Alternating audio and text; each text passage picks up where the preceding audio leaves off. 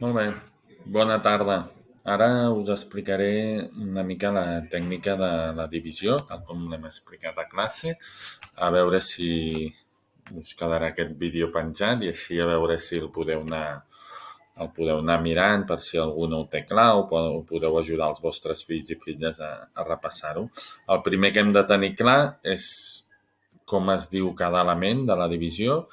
Aquí teniu un exemple a la pantalla. Tenim una divisió, 24 dividit entre 3, el resultat és 8 i el residu és 0. Veiem que el 24 en aquest cas seria el dividend, el 3 seria el divisor, el 8 seria el quocient i el 0 seria el residu. Abans de continuar hem de tenir clar que el dividend sempre ha de ser igual o més gran que el divisor. En aquest cas, 24 és més gran que 3, sí? Per això agafem tot el 24, sí? D'acord? Amb el 2 no podríem començar perquè és més petit que el 3. Per tant, hem d'agafar el 2 i el 4, que formen el 24, que ja seria més gran que 3. Ja podríem fer la divisió. Sí? Continuo baixant. Aquí tenim la tècnica com hem fet aquesta divisió. 24 dividit entre 3. Busquem un número de la taula del 3 que s'acosti o doni 24. Aquest número serà el 8. Sí? 3 per 8, 24. 24 menys 24, 0. Ja tindríem la divisió resolta. El residu 0, aquí hem fet la resta del 24. Molt bé. Aquí tindríem una altra divisió. Tindríem el 36 dividit entre 2. Com la resolem, aquesta?